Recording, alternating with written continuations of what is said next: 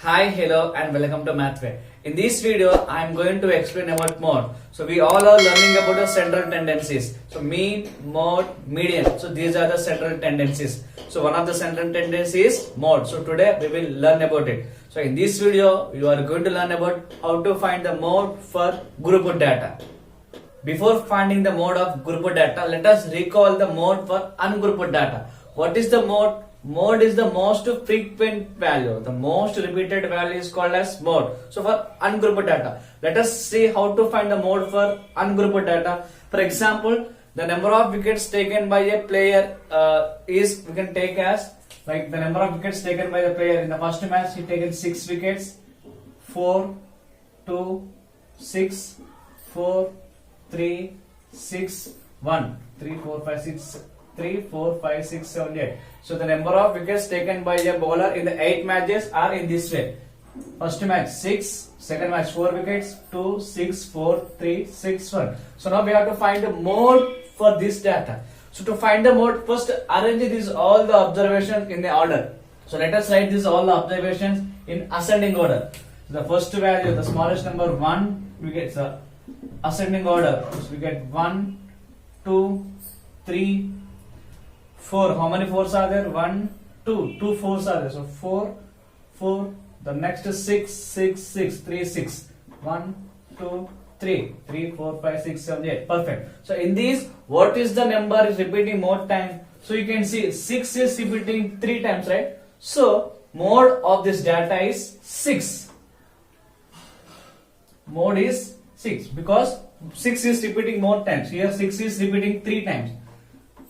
That's why mode of this data is 6. For example, in the next match, if the bowler picked 4 wickets, then what would be the mode of this data? Is there any change? In the mode? Let's see. So here one more observation added, 4. So here we get 4. So here 4 repeated 3 times and 6 also repeated 3 times. That's why mode of this data is 4 and 6. 6 and 4. 2 modes for this. If a data have 2 modes, that is called as bimodal data.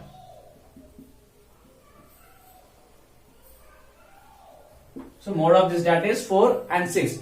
This is about ungrouped data. Let us see how to find the mode for grouped data by using the formula.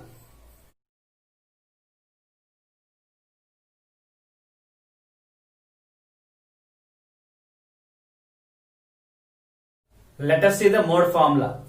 So mode equals to L plus F1 minus F0 by 2F1 minus F0 minus F2 into H. Mode formula is L plus F1 minus F0 by 2F1 minus F0 minus F2 into H. So this is the mode formula for group data. So let us see what is the each term denotes. Here L. L is the lower boundary of the model class. So whenever we are solving this problem, first thing we will find the model class. So after this we can take one example, then you can understand well how to take the model class. The model class we can take by the highest frequency value. So where is the highest frequency? We can take that respected class interval as the model class. Highest frequency respected class interval is the model class. So L is the lower boundary of model class. F1 is the frequency of the model class. So already we selected the model class, right? So the frequency of the model class is F1. F0 is the frequency of the class preceding the model class. Preceding means the before value. The before frequency of the model class, that is F0. And F2 is frequency of the class succeeding the model class. After frequency of the model class frequency, that is F2. And final H. H is the size of the model class interval. So this is the mode formula which we use to find the mode for grouped data. Let us solve one example to find the mode. The question is, a survey conducted on 20 households in a locality by a group of students resulted in the following frequency table for the number of family members in a household. So here the data survey conducted by the students to find the number of family members in the family. So they are selected 20 families. So I arranged that all the data in the tabular form. In the table, we have to take two columns for the mode. One is for the family size. So this family size is also the class intervals, and the second column is number of the families. So it is the frequency. Now to find the mode of this data, first we have to select the model class. To select the model class, we have to look at on the frequency. So in which value have more repeated, which have more frequency, that is the model class. If you observe here, it is 7, 8, 2, 2, 1. 8 is the highest value, right? So this is the model class. So it is a model class. Right. So if you know the model class, then we can easily find out the mode for this data. So here the model class is 3, model class interval is 3 to 5. So it is 8. The previous in the formula we learned that F0, F1, F2. F0 is the preceding frequency of the model class. F1 is the frequency of the model class. So it is the F1 frequency of the model class. The preceding value is F2. So it is the the preceding value is F0. So it is F0. Then succeeding value is F2. So it is F2. Then L is the lower boundary of the model class. Then what is the lower boundary of the model class? 3. So L is 3. So let me write that all the points here. So model class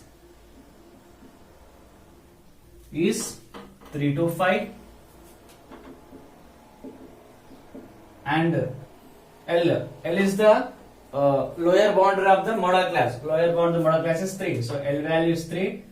H is the size of the model class. Here the model class is 3 to 5. What is the size here? 2. Not only here, every class interval size is 2. So H value is 2. Then here by the table we can write F1 is 8. F1 is 8. F0 is 7. And F2 is 2. So now simply substitute all the values in the mode formula. What is the mode formula?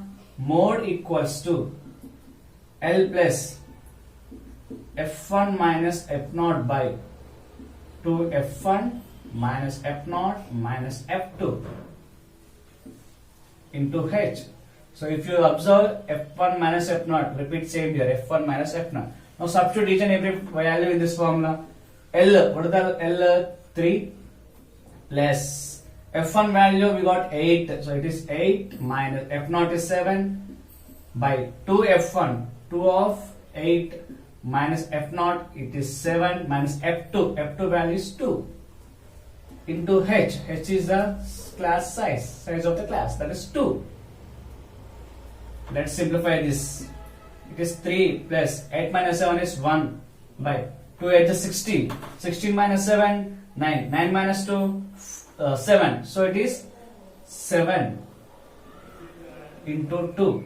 2 and 7 cannot be cancelled. So we can multiply 2 with this numerator 1. Then we get 3 plus 1 into 2, 2 by 7. Find the value of 2 by 7. 2 divided with 7. 7 cannot divide 2. So take the decimal point, put 0. 7 2s 14. By subtracting remainder we get 6. 6 also cannot be divisible by 7. So take, all the point is there. Take one more 0. 7 8s are 56. 4.075 is 35.